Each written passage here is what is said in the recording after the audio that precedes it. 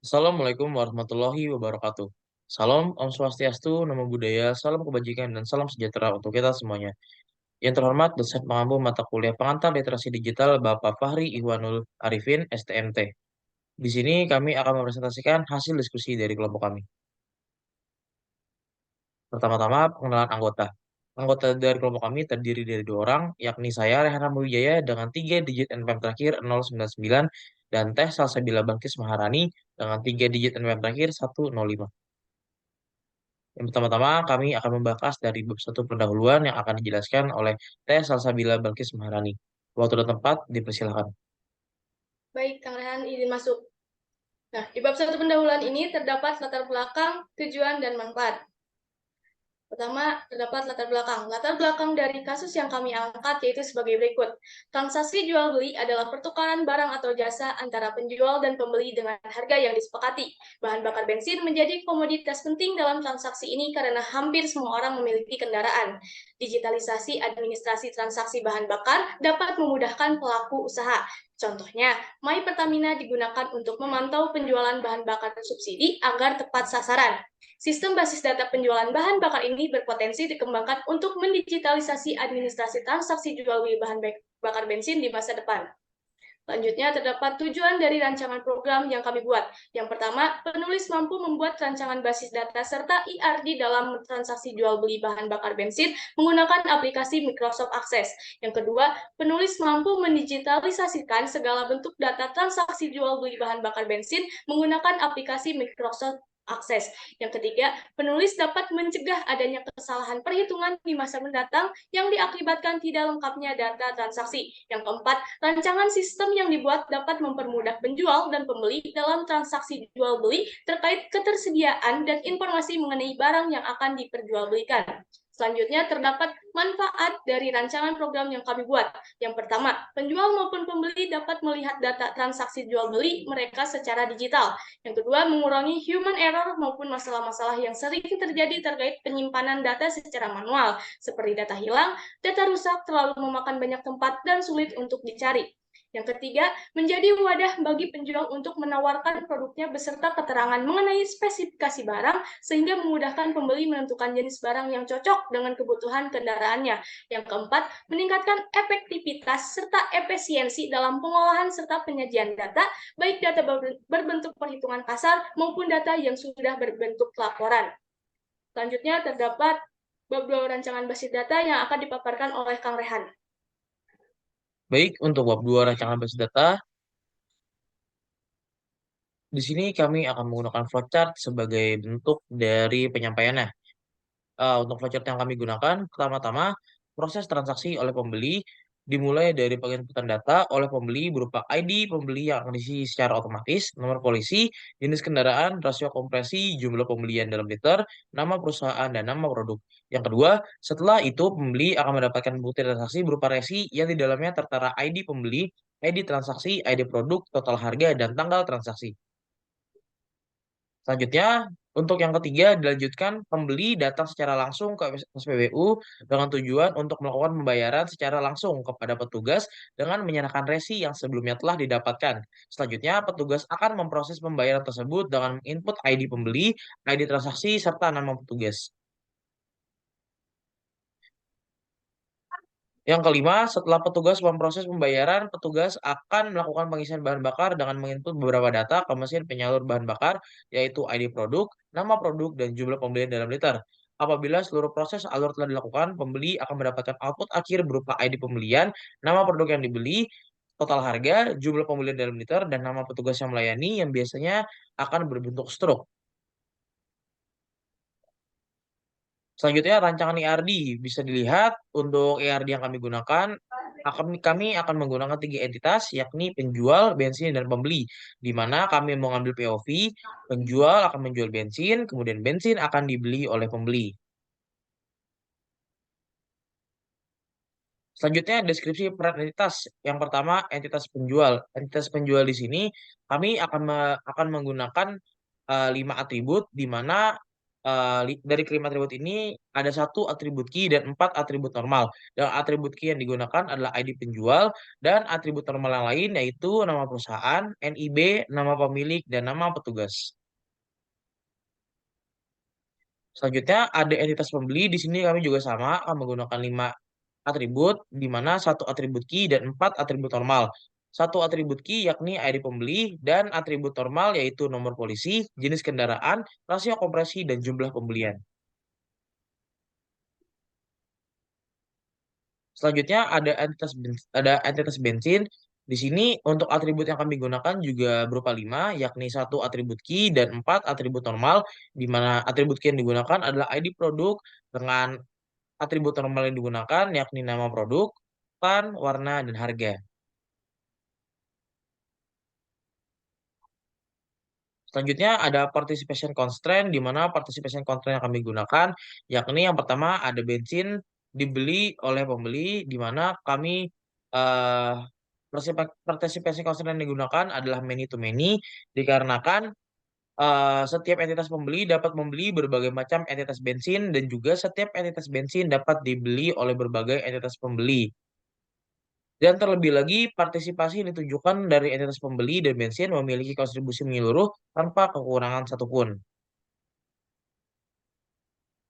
Untuk participation constraint yang kedua, yakni penjual menjual bensin. Alasannya, kenapa kami menggunakan participation constraint many to many pada uh, hubungan yang kali ini? Alasannya karena setiap entitas penjual dapat menjual berbagai macam entitas bensin dan juga setiap entitas bensin dapat dijual oleh berbagai entitas penjual. Dan terlebih lagi, partisipasi yang ditunjukkan dari entitas penjual dan bensin memiliki kontribusi menyeluruh tanpa kekurangan satupun. Selanjutnya ada terjemahan IRD dari relational model. Relational model di samping merupakan gambaran dari hubungan antar entitas dengan atribut key sebagai penghubung satu sama lain.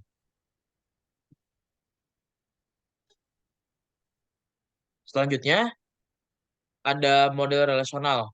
Nah, dalam model relasional ini kami lebih menjabarkan atau meluaskannya lagi, di mana kami bukan hanya penjual menjual bensin, kemudian bensin dibeli oleh pembeli, tetapi kami menambahkan yaitu ada pemesanan dan transaksi di dalamnya untuk lebih menjabarkan bagaimana proses transaksi ini dapat terjadi.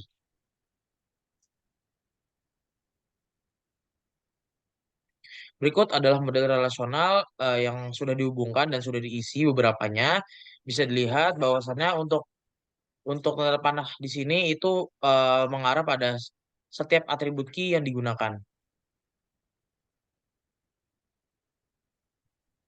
Selanjutnya itu akan masuk ke bab 3 dan bab 4. Untuk bab 3 dan bab 4 ini kami akan mendemonstrasikan secara langsung di Microsoft Access. Yang pertama bisa dibuka untuk form pembelian, bisa langsung diisi dibantu oleh Salsa. Di sini untuk form pembelian itu berisi ID pembeli, rasio kompresi, budget, jenis kendaraan, dan nomor polisi. Untuk form pembelian ini itu akan menyesuaikan dari si pembelinya ini. Nah, dia budgetnya berapa, jenis kendaraannya apa, dan rasio kompresi di motor itu berapa, serta nomor polisi yang akan membedakan antara satu dan yang lainnya seperti itu. Tapi yang pembeli itu yang bedain itu cuman si pembelinya ini bukan dari bagian selanjutnya. Bisa diinput ya Salsa? Baik, selanjutnya kita akan masuk ke form pemesanan. Untuk untuk form pemesanan sendiri akan terdiri dari ID pemesanan, ID pembeli, tanggal pemesanan, jumlah pembelian, dan ID produk. Bisa langsung diisi ya Salsa? Untuk ID pemesanan ini kami menggunakan ID pembeli yaitu di nomor polisi untuk mempermudah bahwasannya bagaimana si pemesan ini itu siapa. Jadi untuk mempermudah untuk mengetahui siapa yang memesan seperti itu. Boleh di input ya Salsa? Baik, selanjutnya adalah formulir transaksi. Untuk transaksi ini itu terdiri dari ID transaksi, ID pemesanan, tanggal transaksi, dan nama petugas. Untuk ID pemesanan ini akan ditarik dari form pemesanan sebelumnya dan tanggal transaksi ini akan menyesuaikan dengan tanggal transaksi kapan dia melakukan transaksi tersebut. Dan nama petugas itu digunakan supaya kita mengetahui bahwasannya siapa yang melayani transaksi tersebut pada waktu itu. Baik, selanjutnya kita akan masuk ke query omset atau perhitungan omset. Untuk perhitungan omset yang digunakan yakni harga dari per produknya ini itu dikali dengan jumlah pembelian. Di mana misalkan di sini itu harga Pertamax itu 12.400 dengan jumlah pembelian 3, maka omset yang didapatkan adalah 37.200. Selanjutnya ada query kembalian. Untuk query kembalian ini kami menggunakan yaitu jumlah pembelian, budget, omset, dan kembalian. Di mana budget akan dikurangi dari omset. Jadi misalnya budgetnya 150.000 dikurangi omset 37.200, maka kembalian yang akan didapatkan oleh pembeli yakni 112.800. Selanjutnya kita akan masuk ke laporan, di mana laporan ini akan merupakan laporan akhir gitu, bentukan akhir dari seluruh kegiatan yang sudah dilaksanakan. Yang pertama ada laporan dari omset, yang mana laporan omset ini akan diperlihatkan atau akan ditujukan kepada penjual, di mana di laporan omset ini akan terdiri dari ID pemesanan, tanggal pemesanan, nama produk, harga, jumlah pembelian, ID pembeli, dan omset yang didapatkan. Di mana untuk omset yang didapatkan ini bisa dilihat di paling bawah itu ada tulisan lagi 37.200, yang mana akan terisi secara otomatis. Misalnya di nomor satu itu 37.200, kemudian di bawahnya misal tambah 20, di bawahnya 30, nah di bawahnya itu adalah kumulatif dari seluruhnya. Jadi bisa mempermudah untuk penjual mengetahui bahwasannya hari ini tuh omsetnya itu berapa. Selanjutnya ada report kembalian. Report kembalian ini sendiri ditujukan kepada pembeli, di mana report kembalian ini itu untuk mengetahui bahwasanya kembalian ini dapat berapa sih dari transaksi ini. Misalkan dia menggunakan budget 150.000, kemudian dia hanya membeli sebesar 37.200, maka kembalian yang didapatkan adalah sebesar 112.800. Selanjutnya kita akan kembali ke presentasi, yaitu kita akan masuk ke bagian kelebihan dan kekurangan program di sini. Nah, untuk kelebihan dan kekurangan program rancangan kami akan dijelaskan oleh tes salsa. Oke, Baik, untuk tes salsa, waktu dan tempat dipersilahkan. baik, terima kasih Kang Rehan, izin masuk kembali. Nah, dalam rancangan program yang kami buat masih terdapat kelebihan serta kekurangannya. Berikut merupakan kelebihan dari rancangan program yang kami buat. Yang pertama, kasus yang diangkat bersifat umum sehingga pembaca dapat dengan mudah mengerti alur dari kasus yang kami angkat. Yang kedua, cukup lengkapnya atribut sehingga data yang akan dikumpulkan akan lebih valid. Yang ketiga, hubungan antara entitas yang didapatkan melalui atribut key mudah untuk dipahami karena kasus yang diangkat sering terjadi di kehidupan nyata. Yang keempat, output akhir berupa laporan akhir yang dihasilkan mencakup data-data dari atribut yang biasanya sering ditampilkan pada saat selesainya suatu kegiatan transaksi, sehingga mudah untuk mengerti output akhir dari rancangan program tersebut. Nah, selanjutnya, kekurangan dari rancangan program yang kami buat. Yang pertama, tampilan dari rancangan program masih kurang menarik. Yang kedua, kurangnya informasi dari penjelasan atribut oktan, yang mana atribut oktanlah yang akan menjadi penilai dari suatu kendaraan cocok dengan bahan bakar yang mana.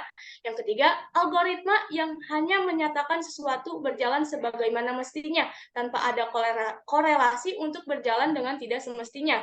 Misal, membatalkan pemesanan, mengubah detail pemesanan, dan lain sebagainya. Nah, selanjutnya ada bab 5 penutup. Dalam bab 5 penutup ini terdapat kesimpulan dan saran. Pada bagian yang pertama ada kesimpulan. Transaksi jual beli adalah perjanjian antara penjual dan pembeli di mana penjual menyerahkan hak milik atas barang kepada pembeli dengan imbalan pembayaran tertentu secara hukum. Secara ekonomi, transaksi jual beli adalah pertukaran barang atau jasa di mana penjual mendapatkan pembayaran sebagai kompensasi atas barang atau jasa yang diberikan. Digitalisasi administrasi transaksi dapat mempermudah pekerjaan, mencegah kemungkinan buruk, dan meminimalisir miskomunikasi. Mahasiswa perlu memahami hal ini dan mencari solusi aktual berdasarkan perkembangan zaman dalam pendigitalisasian administrasi. Selanjutnya ada saran. Untuk program sistem basis dasar transaksi jual beli bahan bakar bensin, ada beberapa saran yang membangun yang dapat diimplementasikan.